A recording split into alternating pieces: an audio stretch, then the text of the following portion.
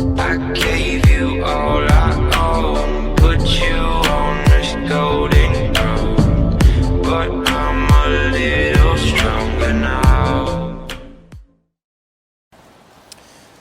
What's up, Ego Hackers?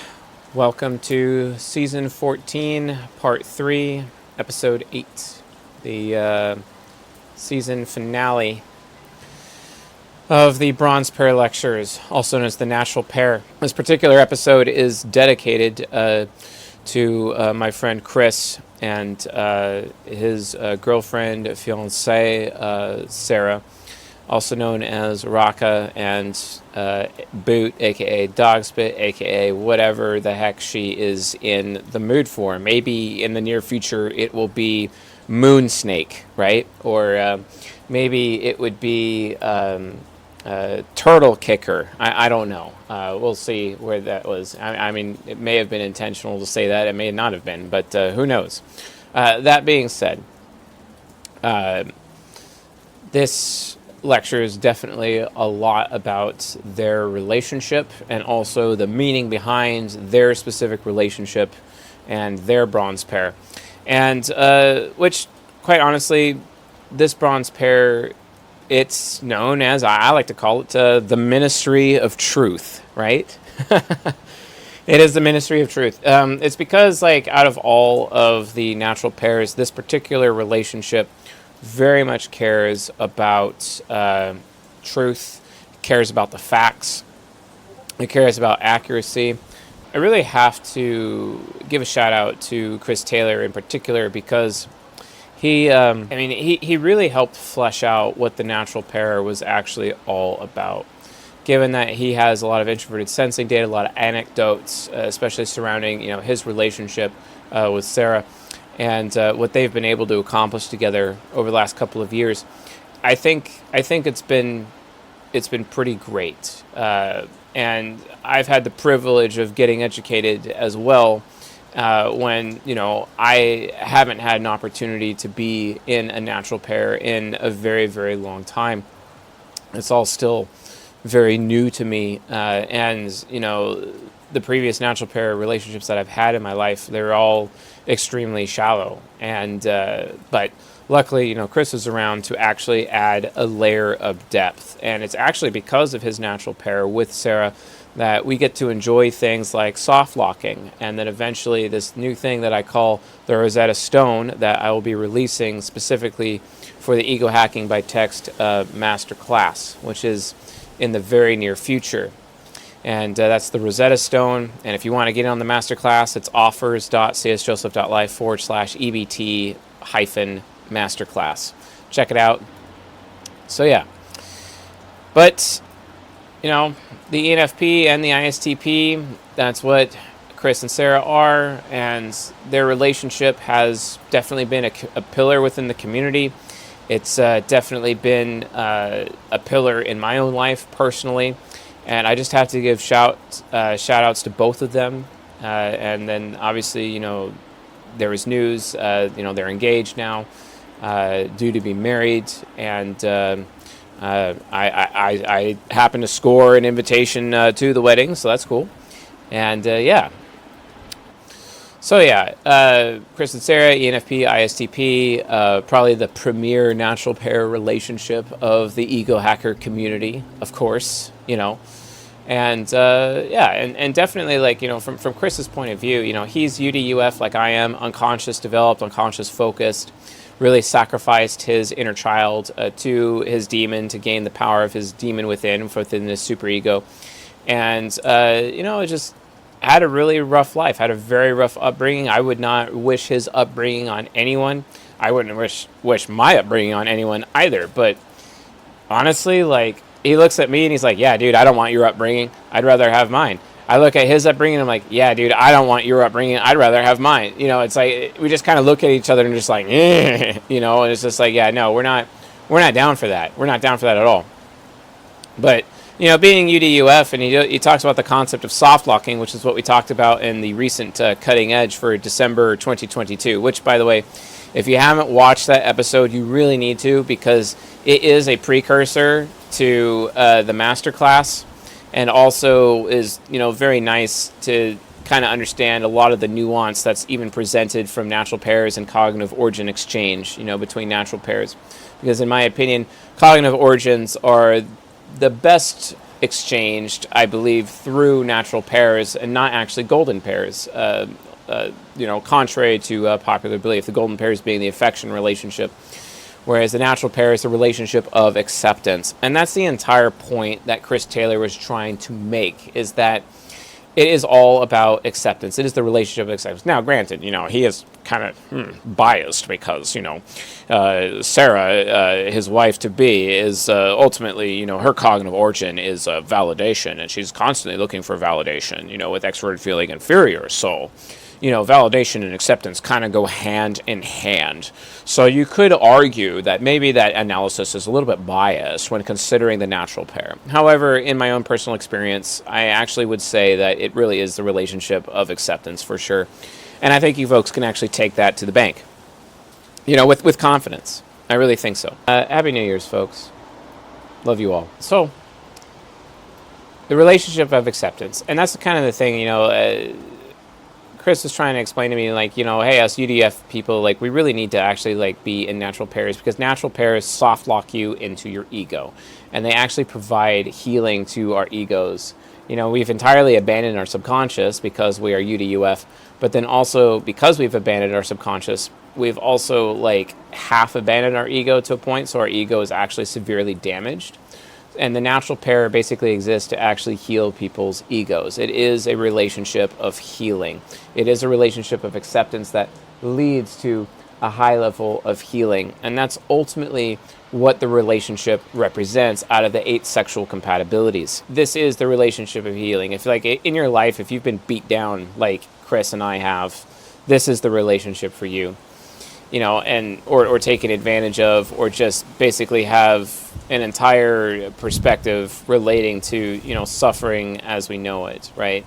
It's the people with the highest amount of suffering in life. I really, really highly recommend a natural pair, especially since a natural pair can be a foundation for your life, and it's no different for an ENFP and ISTP, because it really is a foundation for their lives, right?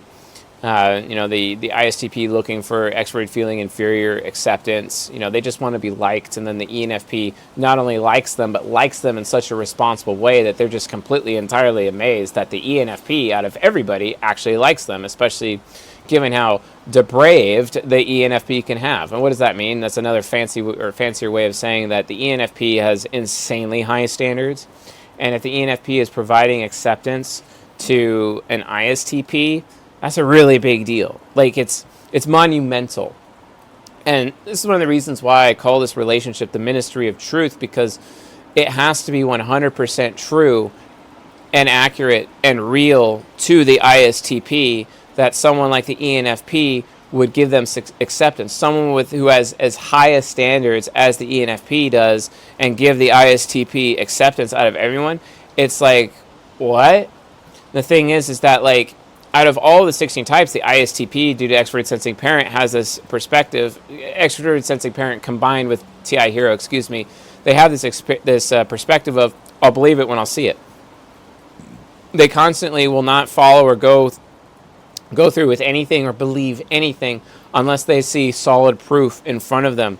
And the fact that introverted feeling parent is able to provide that solid proof to extroverted feeling inferior, especially given the insanely high standards of introverted feeling parent through extroverted thinking child, and also the level of comfort, and given the fact that the ENFP is just by virtue uncomfortable with literally everything, and then out of everyone in the entire world that they're comfortable with the ISTP is whoa, this is wild, man.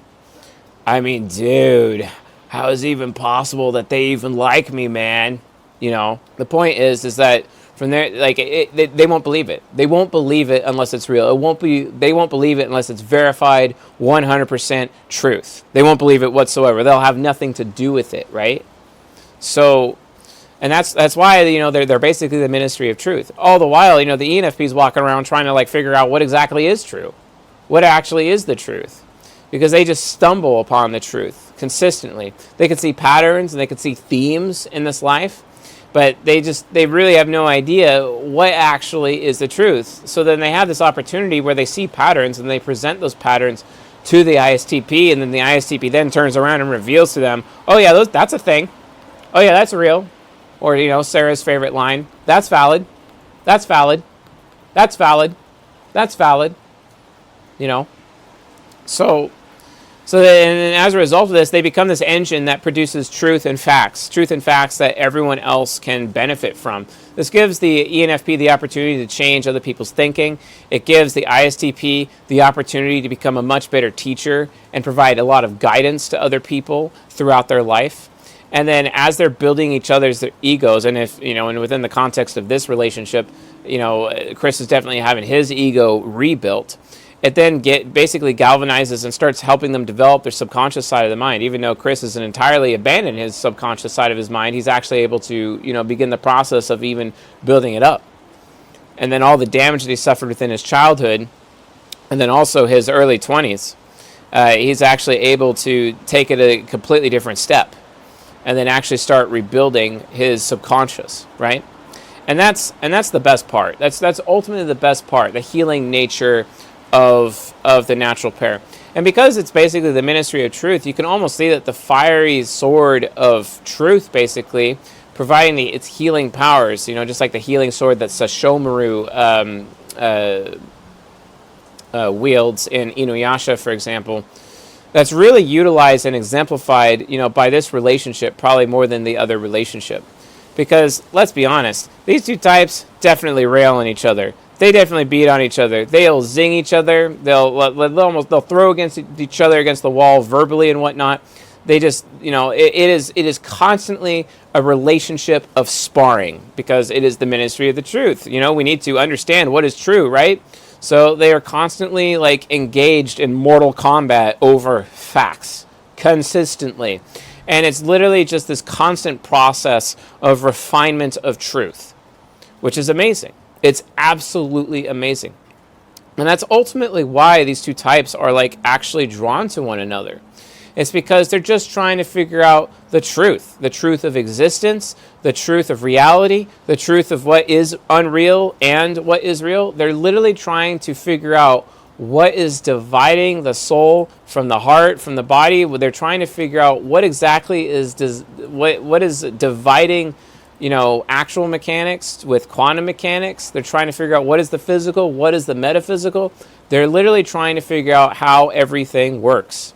And as they're trying to figure that out, they end up discovering truth along the way. And then, but that's why it can be a very fiery relationship. These two are very sharp together, very sharp. The wrath of the ENFP comes out. The fiery sword of truth wielded by the ISTP comes out. And that TI hero will lay waste and burn the ENFP alive. And then the ENFP is like, that's fine, I'll just go wrath mode. And then all of a sudden the ENFP goes Super Saiyan. And it's like, oh. It's just like, it is Mortal Kombat. This relationship is a relationship of Mortal Kombat. And then after it's all done, they come together again, right? I mean, that's literally the context of this relationship. That's what this relationship actually means in the long run. And that is why they are drawn to one another. Because at first it's like, oh, wow, you actually accept me? The ENFP is like, oh, you actually think highly of me? And you're super smart. You're way smarter than I am. Wow, and you actually think highly of me? Wow, that's cool. Then the ICP is like, wow, you actually accept me? You who have the highest standards in the land, you actually accept me? Wow, that's cool. So they just end up coming together, and it just becomes like this perfect union. They're exchanging cognitive origins with one another. They just become better versions of themselves. They provide acceptance and healing to one another. And then guess what? All of a sudden they realize, oh, dang, we're actually able to discover truths about everything along the way. Wow. And then they use those truths as ammunition to basically shoot each other repeatedly in verbal sparring matches, maybe physical sparring matches, especially, flowery combat in the bedroom. So yeah. But that's ultimately why they're drawn to one another. So yeah, the natural pair relationship, it's the total package. Remember, folks, it's the relationship where you can come as you are. It's the relationship where you will be accepted. It is easy. You're accepted. You're just automatically liked. the whole like be yourself, I'm quoting Robin Williams as the genie in the Disney film Aladdin when I say that. But yeah, that's ultimately what this relationship is about. And it offers stability and fun. It's just easy. It's like breathing. And in my opinion, the natural pair is even easier than the golden pair. It just kind of is. Golden pair is highest highs, lowest lows. They have to suffer a breakup and reconcile in order for them to actually be able to maintain their relationship. And while the natural pair is a little bit more difficult to get into, it is actually a lot easier to maintain. So then the golden pair, where the golden pair is the opposite, it's a lot easier to get into, but it's really difficult to maintain, right? So that's kind of like the differences between these two relationships, right? But ultimately, like this relationship, because it is the ministry of truth, basically, it ends up having a byproduct because, quote, the truth will set you free. So as a result of them being the ministry of truth and discovering truth along the way, they actually end up learning how to free themselves and free other people in the process. The ENFP gets to enjoy taking off the shackles that are holding people back, with giving them the opportunity to destroy ego investments with their very powerful FI parent and their TE child opinions. All the while, TI hero is literally on backup to lay waste to anyone that disagrees. And, it's like, oh, okay, yeah, you want me to summon the big guns? Here's the big guns. And then the big guns show up, and it's like, all right, put them up, folks, because I got a 6-shooter in your face, and what are you going to do about it? Oh, wait, you can't, because you already lost. That's basically how it happens. So let's look at the gender differences in the type. So what does a masculine ideal ENFP look like? They can be a bit self-sacrificing, but it's more of an aspect of like they're extremely dutiful. They feel bad about themselves if they're not doing their duty by their woman, but really beyond that, they have an opportunity to really just show gratitude to the point where sometimes the ENFP can be too grateful. The ENFP man, too grateful. If you've ever seen someone that's too grateful, well, they're likely an ENFP man because that gratitude is just completely off the charts. Absolutely, they are at risk of being too grateful and showering like endless charity upon their ISTP woman, to the point where you could almost claim like, okay, hey, you shouldn't be putting your woman on a pedestal like that, because they're just over pronouncing their gratitude towards their ISTP woman on a regular basis and just dumping validation on the woman. Even if there's certain situations where she doesn't even deserve said validation, they still dump it on them. And that's how masculine idealism comes out within an ENFP man. And then female solipsism within an ENFP woman, well, the thing is that ENFP women are far more at risk of being depraved and overly selfish than ENFP men. That's not to say that they can't be charitable. Usually an ENFP woman's charity is actually reserved potentially just for her man, but also mostly for her children, right? So that's kind of like the reason why they're solipsistic, to gather up so many resources and then share it with specific people. Like masculine idealism really puts overemphasis on sharing, basically, a huge overemphasis with sharing, whereas the ENFP woman puts a little bit more overemphasis on like having opportunities to take and actually looking for opportunities. It's being on the lookout for opportunities, basically. So that's kind of how solipsism kind of, manifests within an ENFP woman. But let's look at the ISTP side. So ISTP men, they become insanely benevolent with their masculine idealism, almost to the point where they sometimes like just come off like they look like some little bitch, basically, like their little bitch boy for Miss ENFP woman. This actually happened to an ISTP friend of mine, actually, where his masculine idealism went to that point where she just completely lost all respect for him because he was like literally her walking bellboy, basically, with the masculine idealism. He just took it way too far.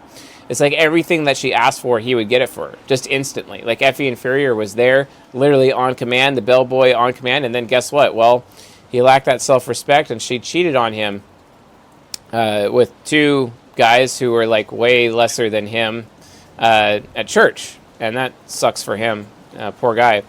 But yeah, that happened. That was the thing, and all because he let go of his frame, and he was constantly putting her on a pedestal, and it was bad. It was just like he was basically anything that she liked, he would get for her just instantly, like without even a question. And that's just like a really horrible example. But, if you're an ISTP man, watch out for your masculine idealism in this relationship. Watch out for that, because you don't want to find yourself in a situation where you're putting her on a pedestal, where you are answering her every beck and call. An ISTP man in his masculine idealism should be more idealistic towards what he's building or what he's doing or what he's teaching, and spend most of his time and attention on that. For example, there is that little TikTok short that happened to be on YouTube at the same time that was shared in the Discord community recently.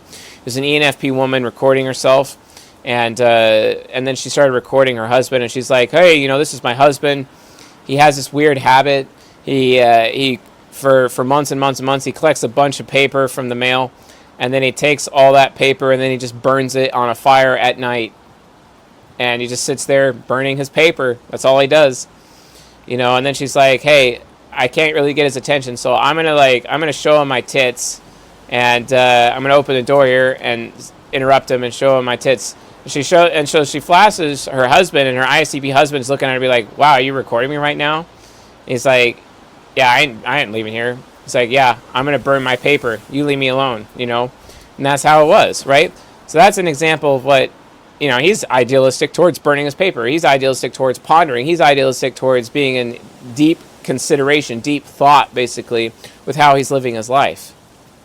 And he wasn't going to let his woman get in the way of that. So, that's just a way that you guys can, manage your masculine idealism.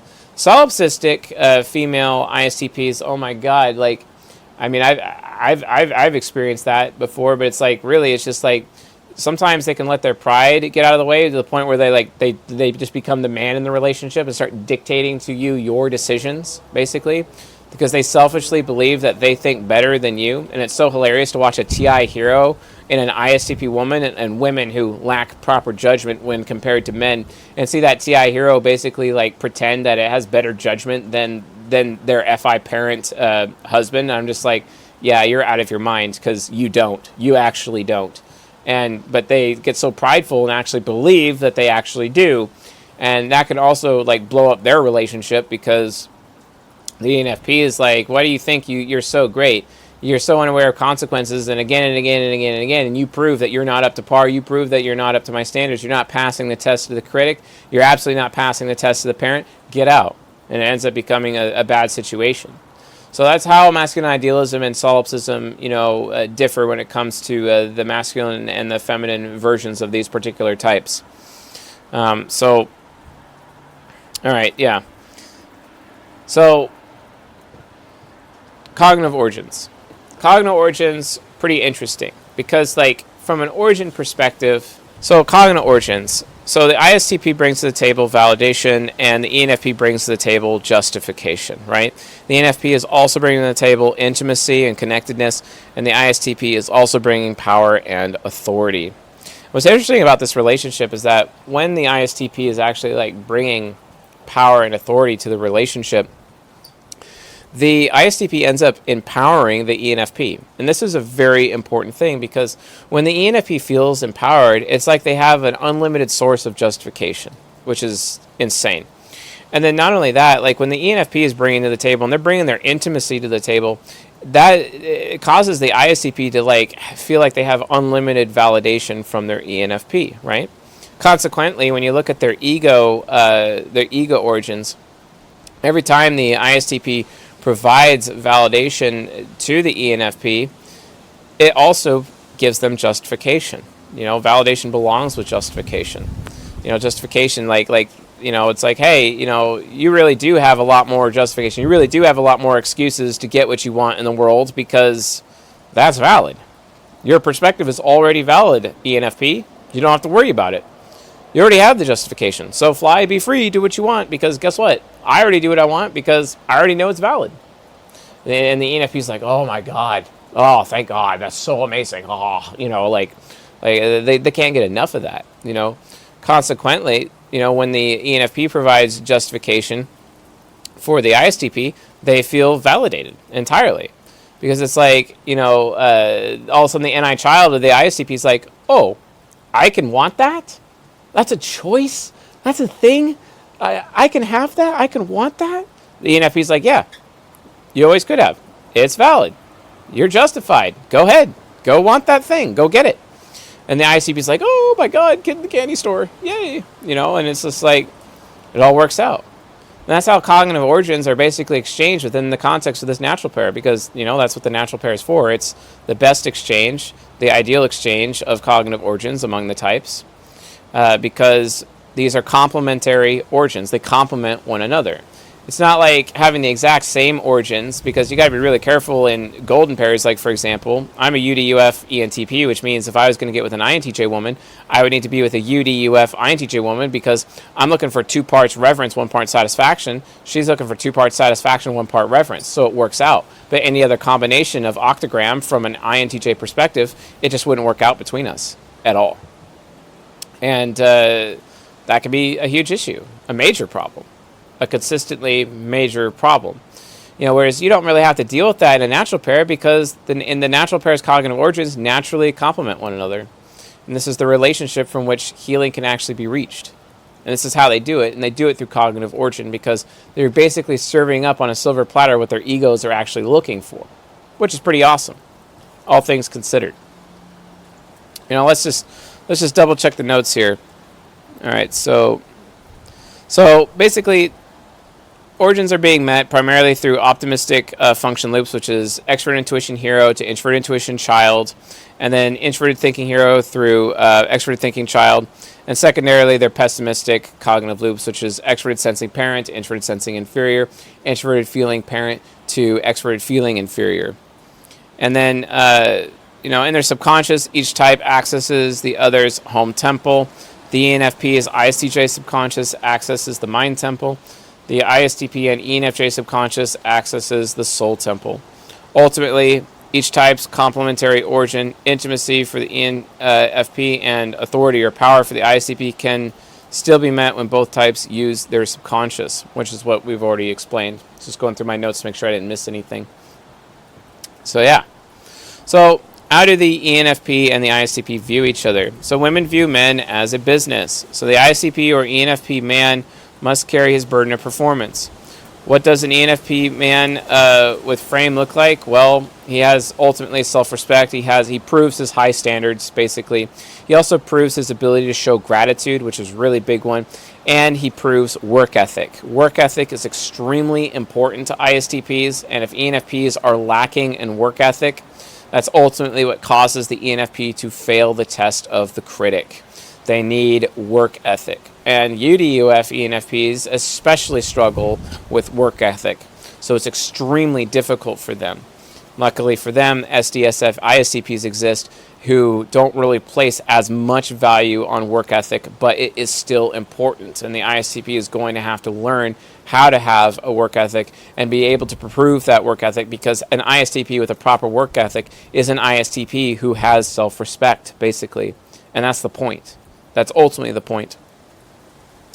And then like, for an ISTP man, it's more of the ISTP man like placing proper priority, over various people. Sometimes ISTPs can be like squirrel, squirrel, squirrel, squirrel, squirrel, squirrel, squirrel, squirrel. If he has frame, he's not going to allow himself to be burdened by too many distractions, basically. So, a woman looking at an ISTP man, if he's not distracted and he's a very focused man, then he's absolutely somebody who she can definitely invest in, for sure, and feel safe enough to invest in. Otherwise, one of the reasons why, ISTPs are like very squirrely is because extroverted feeling inferior just gets a little bit of acceptance from somebody, and all of a sudden they're following that person around like a little puppy, basically. And the ENFP's like, well, I'm already doing that for you. Why aren't you like paying attention to me? Why aren't you giving me your desire specifically?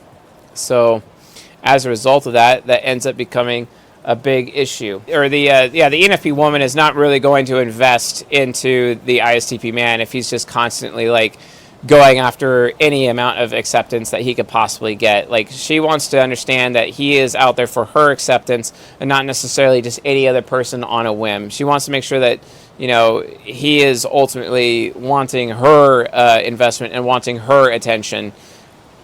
So, and that's just kind of like the direction it is. So yeah.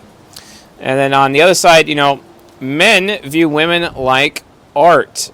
So what does an ENFP woman look like who's being very arty? Well, this is a woman who's not going to drink the bread or eat the bread of idleness, right? This is a woman who is actually going to be, somebody who is able to put her time and attention in the right place and make sure that, she's constantly proving to the ISTP that he is her number one priority, right? Number one priority. And also making sure that she doesn't let her body go, also making sure that quality of sex doesn't go down, quantity of sex doesn't go down either. That's also a really big deal. She knows how to dress, she knows how to conduct herself like a lady and not, allow some of the more masculine nature, especially since ENFP women can get tricked into becoming the Amazon woman. If you want to learn more about Amazon woman, read the book Being a Woman by Dr. Tony Grant. So then also ISTP women as art, they are kind of like their little artists to a point. They can also be really, really masculine, which can be difficult for them as they are the grease monkey girl type, underneath their cars and getting stuff done in that regard.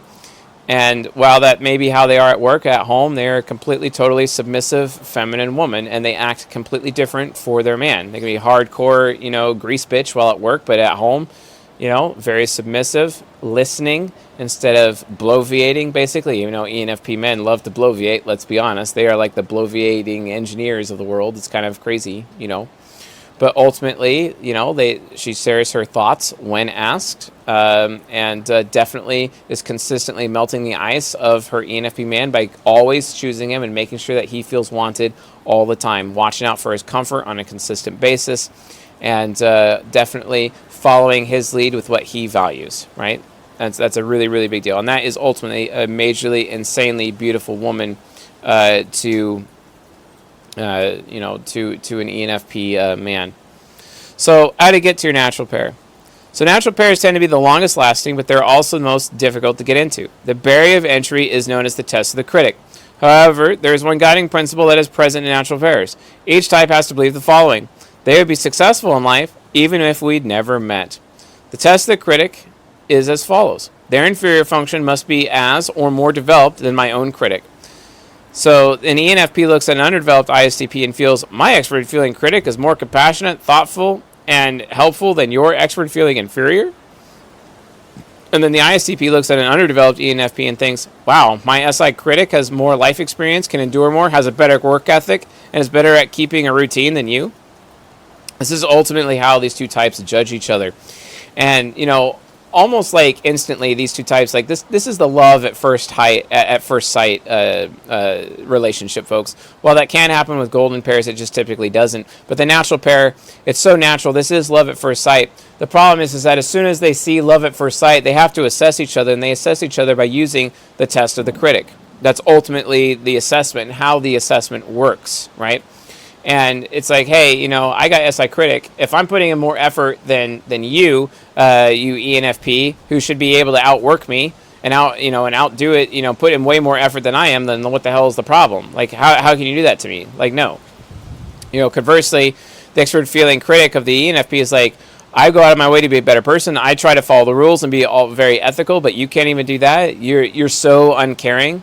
All you care about is yourself. Are you like even human? You husk of a person, basically, and the ENFP just can't stand being around ISTPs that are that way. And if they fail to test the critic, the relationship can't work. And in order for the relationship to work, they both have to pass the test of the critic. It's not just one person passing, both of them have to. And that's why there's such a high barrier of entry, because of the test of the critic, because two tests basically have to be passed, one per person. It takes two to tango, basically, in order for this relationship to work.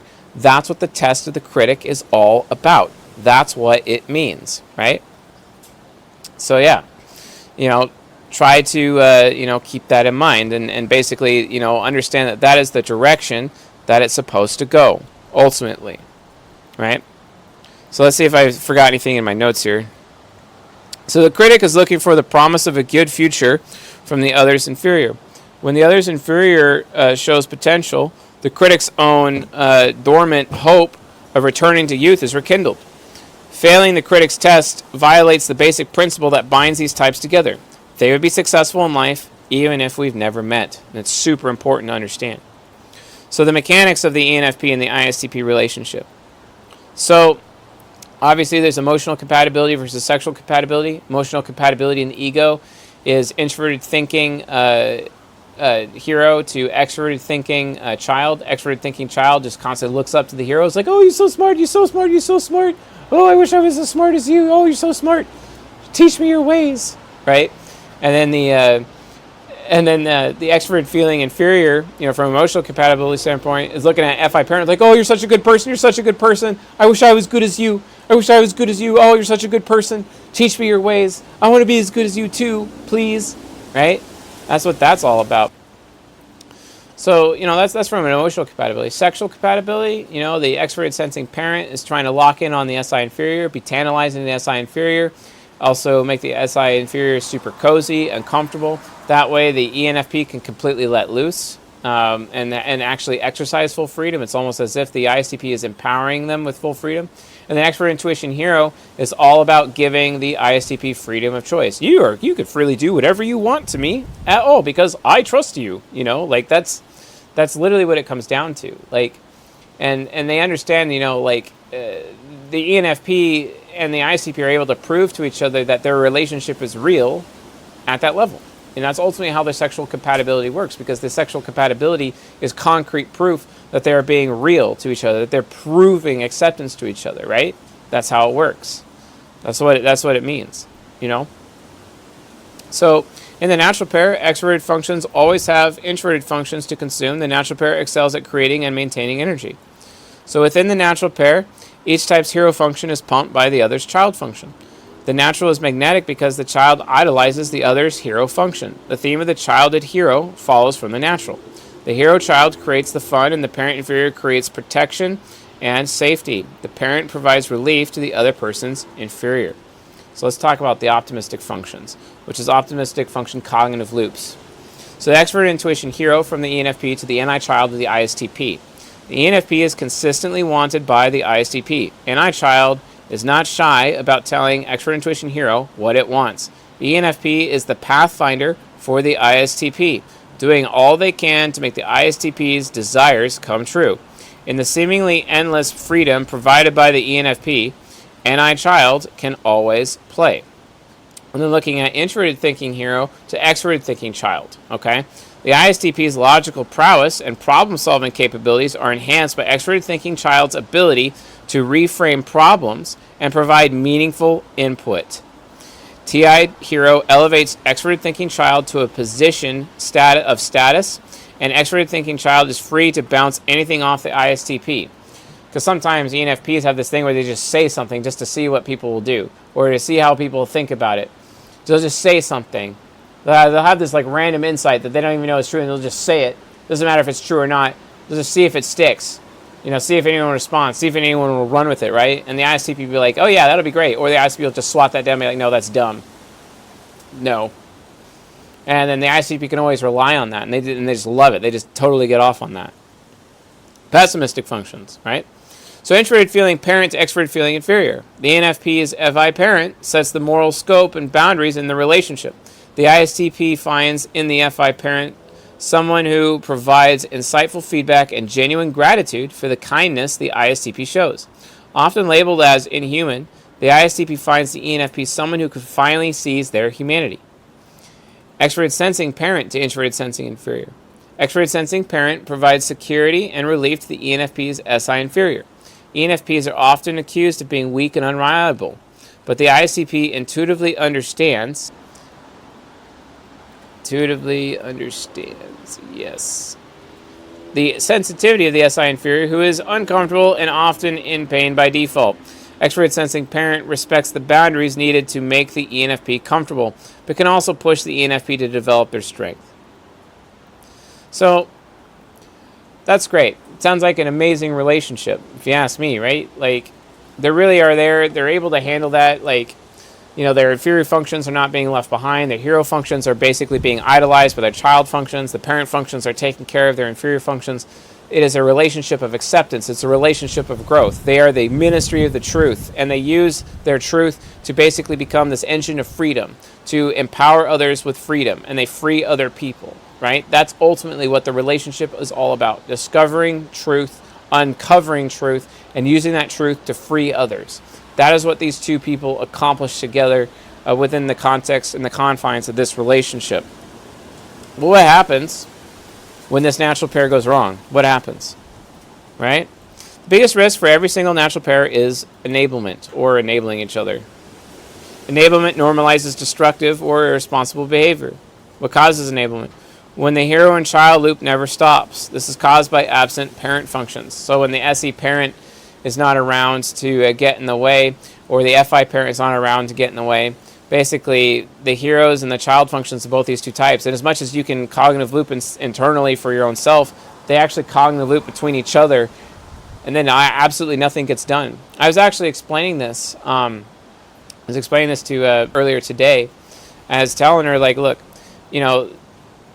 these relationships are interesting from a natural pair perspective, because it's that, like, internally there really isn't very much conflict. There really isn't that much risk to the relationship internally between, the people involved in the natural pair. However, the external threat is actually very high, because sometimes they can get so focused on each other that everything around them just completely falls apart. It's like they forget that, oh yeah, I should probably take out the trash, or oh yeah, I should probably, there's just so, like, oh, I should probably, like, clean the house. I haven't cleaned it in weeks because we've just been too busy, focused on each other the entire time. And that's the thing, like, sometimes they have to break off that closeness, they have to break off that focus on each other just to be able to handle responsibilities around them. And that's one of the biggest risks that the natural pair actually takes. And that's because of the risk of enablement, all right? So, and that's due to the child loops. So for the ENFP and the ISTP, these loop manifest as, 1, chasing the next high of what NI child wants and what extrovert intuition hero can provide, without much thought on if the pursuits are good for them, extrovert intuition hero to NI child loop, versus riding the introverted thinking hero to TE child loop results in endless intellectual exchanges that lead to unrefined judgment. When neither of the pessimistic introverted feeling, extroverted feeling functions provide challenge, the extroverted thinking child creates the echo chamber that introverted thinking hero gladly walks through. Without the parent function's involvement, the living virtues are often suppressed, and the deadly sins are expressed more often. For example, do you think the ISTP will be humble and open without understanding the struggle required to grow and learn with their extroverted sensing parent? They have to practice. So again, enabling is the problem. Don't enable each other, okay? And enabling happens because of cognitive loops, right? Humility. If the extroverted sensing parent is underdeveloped, they won't practice anything. Nothing will be practiced. There'll be no practice whatsoever. And that would suck. So without careful awareness of others' experience and skill and their own practice, the ISTP will be lost in the pride of their endless assumptiveness and their assumptions. Will the ENFP bother to absolve anyone if they don't have moral standards to base their justification off of? Without introverted feeling parent, the ENFP will be incapable of gratitude, and wrath will overtake them entirely. So without the parent, there is no one to challenge the hero. The success or failure of this relationship hinges on the parent function. So as a result, we get to the necessity of the parent, also known as the test of the parent. How to maintain the relationship once you're in it. Well, the critic is the barrier of entry into the relationship. The longer the test of the parent sustains the relationship. The critic gets you in and the parent keeps you in. Why the test of the parent? The parent is testing for humility. Humility demonstrates that each type will let the other parent function guide their inferior function into growth. Why is the parent's presence so vital? Each parent function serves 2 essential roles for the ENFP and the ISTP. The first role is interrupting and refining the hero-child loops, which is what we just talked about. The second role is putting the appropriate amount of pressure on the inferior function. So, for example, extroverted sensing parent must interrupt the extrovert intuition, introvert intuition loop by demanding action from themselves and the ENFP. Action filters out which desires and possibilities they actually want and helps them refine their path together. Extroverted sensing parent must put reasonable pressure on the ENFP to seek experiences and maintain their personal discipline. The ISTP can help most by doing new things with the ENFP so that SI inferior is always supported and guided. Now for FI parent, the FI parent must interrupt the introverted thinking, extroverted thinking loop by asserting standards of quality control about the contents that are being inputted and processed. The ENFP must use their FI parent to provide feedback and improve the intellectual exchange of the introverted thinking, extroverted thinking loop. That and, prevent echo chamber, that thing. Yeah. FI parent must hold extroverted feeling inferior to the same standards the ENFP holds for themselves. The ENFP has to check to see if the ISTP is capable of listening and implementing introverted feeling parents' values and feedback. The ISTP will prove ever compassionate and helpful as the introverted feeling parent empowers them to aspire. Therefore, the burden of these types expressing their living virtue and using their deadly sin as well is a responsibility shared by each type's parent function. Each parent gets to raise the other person's inferior function, aka their infant. At the end, ultimately, each parent must take responsibility for the other person's growth. Your parent function has to become the guidance function for their inferior. And that's the point, folks.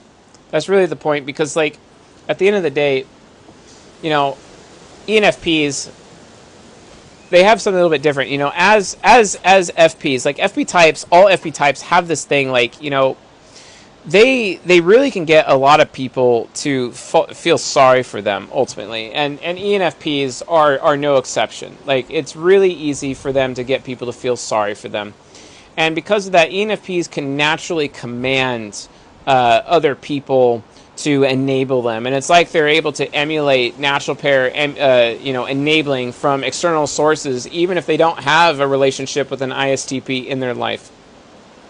Therefore, this leads to, any feeling perceiving type, but especially ENFPs, this leads to ENFPs being pre-spoiled. And it's especially bad in ENFP women, where they come into the relationship pre-spoiled, basically. And then the ISTP just spoils them all the more. And it just leads to this insane imbalance. And then they're, incapable of being grateful, and then their wrath comes out. And it's just really horrible. Consequently, the ISTP, if the ISTP is entirely out of practice with everything, they're not going to be able to do anything for the ENFP. The ENFP is going to get insanely bored of them, maybe even betray them in some capacity, because the ENFP is like, well, why bother investing with my FI? Why stick around for this person? They're boring. They're not providing me challenge. They're not doing anything new with me, and it's just why am I even here? So it ends up becoming a really bad situation, when both of these types are ultimately enabling each other. They have to pass the test of the parent. And the extroverted sensing parent needs to make sure the ENFP is not being spoiled. Needs to make sure the ENFP actually is proving work ethic on a regular basis, right? And then the introverted feeling parent needs to go to the extroverted feeling inferior and just be like, look, just because that person accepts you doesn't mean they get what you want. Doesn't mean you want them. You should be wanting me, the only person who has actual proper, validation, proper judgment in your direction. Why are you the only person who is actually truly invested in you? Why aren't you focusing on me? Put your focus on me. Stop focusing on other people who will just, shallowly give you a little bit of acceptance in order to take advantage of you. Why are you doing this? And that's the thing. The ENFP needs to be there to help teach the ISTP to shield the ISTP from being taken advantage of, while the ISTP needs to make sure that the ENFP is actually putting their effort in the right place and actually has a work ethic there, so that the ENFP doesn't look like they're taking advantage of somebody else. That's really what it comes down to, because this is the ministry of truth, and they have to be honest with each other. That's ultimately how to stop the enabling. These types need to learn how to be honest with one another, brutally honest with one another. And you know what? The most healthiest natural pair for the ENFP and ISTP, they're the ones that fight. They're the ones that are brutally honest with each other. Brutal honesty is everything, and and that's what I expect, from my natural pair as well, that brutal honesty, because I have to be brutally honest in order to prevent problems. But even in my natural pair, it's I'm often saying let's hear it, TI Demon, bring it, TI Demon, let's do this. Let's do it. You know what I'm saying? That's how it works. So ultimately, that's how you maintain this natural pair. That's how you maintain ENFP ISTP relationship. That's how you pass the test of the parent. Just utilize your parent functions, where they become basically the guidance functions of the other person's inferior and are growing the other person's inferior, which not only provides healing and acceptance for their egos, which happens when your hero and child is the child functions are looping together between the two, But when you have the parent and the inferior functions, your parent, they're inferior, their parent, you're inferior, their parent, you're inferior, your parent, they're inferior, etc., working together, guess what? All of a sudden your subconscious actually starts to develop. And so especially, people who are UDUF like me, we benefit the most from a natural pair because their subconscious is completely shot. We've abandoned our subconscious. And we have the opportunity through this relationship to actually rebuild our subconscious. And that's ultimately the true value and the beauty of the natural pair. It's entirely necessitous. The natural pair, like everyone, in my opinion, has to experience a natural pair. In my opinion, if you're a man, and you're going to get in a relationship with a woman, start with a natural pair before you bring on additional women in your life. Make the natural pair the foundation, okay? Make the natural pair your foundation. Make her that foundation and build your family upon that foundation and move forward, as you gain additional women in your life, etc. Go for it, it's super, super important, and the women out there, you can really count on your natural pair of men to just always be there for you. They're not going to abandon you. They're not going to just arbitrarily not want you anymore. They can't help themselves. They can't help it. They're not going to let their masculine idealism take themselves away from you. They're not going to. It'd be impossible. Woo. Anyway, folks, that's it for this episode, and that's also it for Season 14, Part 3. Thanks for watching, and I'll see you guys